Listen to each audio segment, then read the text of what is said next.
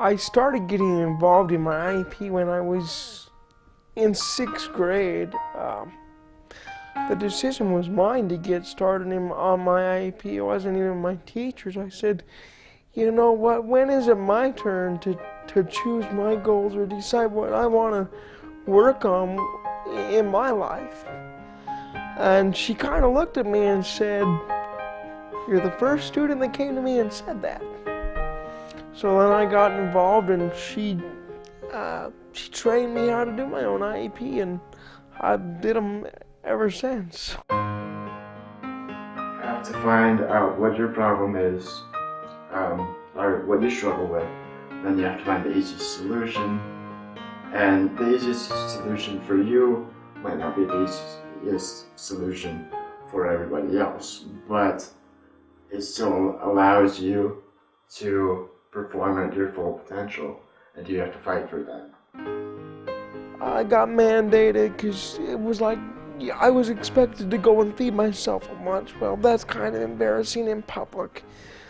The physical exercise element of things, you know, to kind of get the motor skills going, to kind of get the physical ligaments going. The learning how to count money.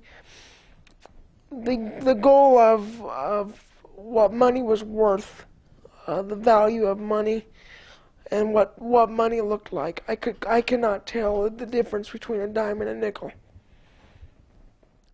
Since my last IPP in December, I'm going to be paying my own bills, running my own checking account. They're going to get me my own apartment. I'll finally be on my own with just a couple hours a day where people come in and make sure I'm okay. The biggest challenges for me with the IEP were the stress level of all the people wanting different things for me. And I recall a class we did with Peggy Colner when I had to do a role play on an IEP, and this actually did happen in my life, where Mom wanted one thing, teacher wanted one thing, and Justin wanted another. And so it just became a big fiasco where you know, the mom wants what she wants, teacher doesn't think that'll work, and they don't want to listen to the student. At that time, the student leaves the room because the student gets so frustrated. In my IPP, I wanted to invite 2 people, and they weren't going to let me, and I brought out a piece of paper that I've gotten in one of my meetings that states that the individual invites who they want to.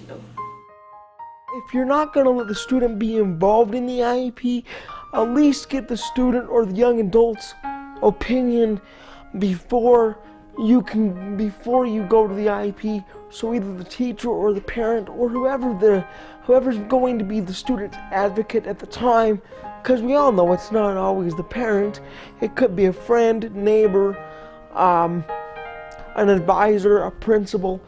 Get their opinion on what they want to work on. And then also, even if they're not in the meeting, have the students sign that they agree what was discussed in the IEP, so they're not discouraged. Well, I don't want to work on physical exercise, or I don't want to work on feeding, and now it's mandated in my IEP, so I have to do it.